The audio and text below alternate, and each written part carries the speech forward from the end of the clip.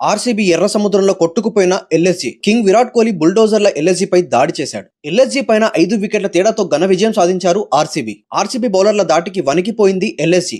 ఏ ఒక్కరు కూడా చివరి వరకు నిలబడలేకపోయారు. విరాట్ కోహ్లీ 49 పరుగుల మీద అవుట్ అయినా కూడా ఆర్సీబీ విధ్వంసం ఆగలేదు. వచ్చిన బ్యాటర్లు వచ్చినట్టే 6లతో 4లతో చెలరేగిపోయారు. ఈ మ్యాచ్ గెలుపుతో ఆర్సీబీ పాయింట్ల పట్టికలో ఆరాన్ని నెట్టేసి అగ్రస్థానంలో నెంబర్ 1 స్థానంలో కూర్చుంది. బౌలింగ్ లో బ్యాటింగ్ లో తిరుగు లేకుండా దంచి కొడుతుంది ఆర్సీబీ మొదటిగా టాస్ గెలిచి బౌలింగ్ ఎంచుకుంది. మొదటిగా బ్యాటింగ్ కి దిగిన ఎల్ఎస్జీ వరుసగా వికెట్లని కోల్పోతూ 146 పరుగులకే ఆలౌట్ అయ్యారు. రిషబ్ పంత్ గాయం కారణంగా సరిగ్గా ఆడలేక ఒక్క పరుక్కే పెవిలియన్ చేరాడు.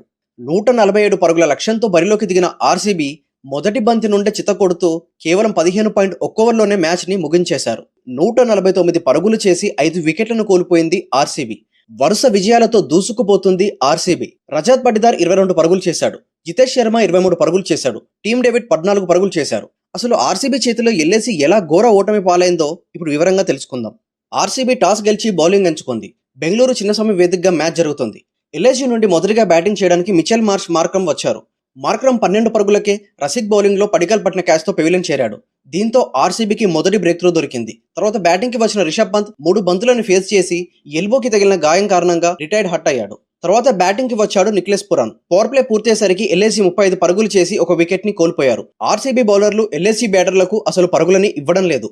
నిక్లెస్ పురాన్ పవర్ ప్లే పూర్తవగానే మొదటి బంతికే హజల్వుడ్ బౌలింగ్ లో ఒక్క పరుకే క్లీన్ బౌల్డ్ అయ్యాడు. తర్వాత బ్యాటింగ్ కి వచ్చిన బదోని రాగానే 4తో తన బౌండరీని సాధించాడు. ఈ సీజన్ లో ఎల్ఎస్జీ నుండి వచ్చిన అతి తక్కువ పరుగులు ఇవే. 35 పరుగులు చేసింది పవర్ ప్లేలో ఎల్ఎస్జీ. అబ్దుల్ సమాద్ కృణాల్ పాండ్యా బౌలింగ్ లో 0కే పెవిలియన్ చేరాడు. మిచెల్ మార్ష్ కూడా కృణాల్ పాండ్యా బౌలింగ్ లో క్లీన్ బౌల్డ్ అయ్యాడు. 32 బంతులు 40 పరుగులు చేసి వెనుదిరిగాడు.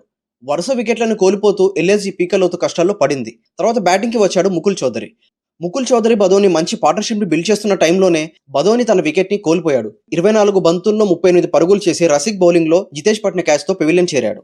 తర్వాత తిరిగి బ్యాటింగ్ కి వచ్చిన రిషబ్ పంత్ ఇబ్బంది పడుతూనే కేవలం ఒక్క పరుక్కే భువనేశ్వర్ కుమార్ బౌలింగ్ లో ఫిల్సాల్ట్ పట్టిన క్యాచ్ తో వెనుదిరిగాడు.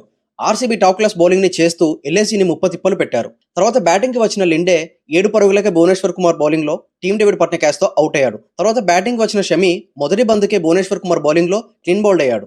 చివరి ఓవర్లో ముకుల్ చౌదరి రసిక్ బౌలింగ్ లో 39 పరుగులకే క్లీన్ బౌల్డ్ అయ్యాడు. ఆవేష్ ఖాన్ ని కూడా చివరి బంతికి క్లీన్ బౌల్డ్ చేసి ఆల్అౌట్ చేశారు ఆర్సీబీ. దీంతో 20 ఓవర్లు పూర్తయ్యేసరికి ఎల్ఎస్జీ 146 పరుగులు చేసి ఆల్అౌట్ అయిపోయింది. 147 పరుగుల టార్గెట్ ని ఆర్సీబీకి ఇచ్చింది ఎల్ఎస్జీ. ఆర్సీబీ నుండి మొదటిగా బ్యాటింగ్ చేయడానికి కింగ్ విరాట్ కోహ్లీ ఫిల్సాల్ట్ వచ్చారు. మొట్టమొదటిసారిగా ఐపీఎల్ చరిత్రలో విరాట్ కోహ్లీ ఇంపాక్ట్ ప్లేయర్ గా వచ్చాడు. రెండో ఓవర్లో ఫిల్సాల్ట్ ప్రిన్స్ యాదవ్ బౌలింగ్ లో క్లీన్ బౌల్డ్ అయ్యాడు. 8 బంతుల్లో 7 పరుగులు చేసి పెవిలియన్ చేరాడు. దీంతో ఎల్ఎస్జీకి మొదటి బ్రేక్ త్రూ దొరికింది. తర్వాత బ్యాటింగ్ కి వచ్చాడు దేవదూత్ పడికల్. 2.1 ఓవర్స్ దగ్గర విరాట్ కోహ్లీ 4తో తన బౌండరీల ఖాతాని మొదలుపెట్టి ఇక వరుస బౌండరీలతో దంచి కొడుతున్నాడు. పవర్ ప్లే పూర్తయ్యేసరికి ఆర్సీబీ 60 పరుగులు చేసి ఒక వికెట్ ని నష్టపోయింది. పవర్ ప్లేలో విరాట్ కోహ్లీ 20 బంతుల్లో 40 పరుగులు చేశాడు. దేవదూత్ పడికల్ 8 బంతుల్లో 8 పరుగులు చేశాడు పవర్ ప్లేలో. 7.2 ఓవర్స్ దగ్గర దేవదూత్ పడికల్ ఆవేష్ ఖాన్ బౌలింగ్ లో అవుట్ అయ్యాడు. 11 బంతుల్లో 10 పరుగులు చేసి పెవిలియన్ చేరాడు. తర్వాత కెప్టెన్ రజత్ పటిదార్ బ్యాటింగ్ కి వచ్చాడు. రాగానే తనదైన శైలిలో 6లతో చెలరేగిపోవడం ప్రారంభించాడు. ప్రత్యర్థి టీంకి చుక్కలు చూపిస్తూ విరాట్ కోహ్లీ విధ్వంసం చేస్తూ 10.1 ఓవర్స్ దగ్గర 49 పరుగుల మీద అవుట్ అయ్యాడు ఆవేష్ ఖాన్ బౌలింగ్ లో. దీంతో హాఫ్ సెంచరీ కోహ్లీకి మిస్ అయిపోయింది. ఎల్ఎస్జీ ఊపిరి పీల్చుకుంది. విరాట్ కోహ్లీ అవుట్ అవ్వగానే స్టేడియం అంతా పిన్ డ్రాప్ సైలెంట్ అయిపోయింది. తర్వాత బ్యాటింగ్ కి వచ్చాడు జితేష్. రాగానే 6లతో 4లతో విరుచుకుపడుతున్నాడు. కెప్టెన్ రజత్ పటిదార్ కూడా వరుస 6లతో చెలరేగుతూ 12.2 ఓవర్స్ దగ్గర పటిదార్ తన వికెట్ ని కోల్పోయాడు.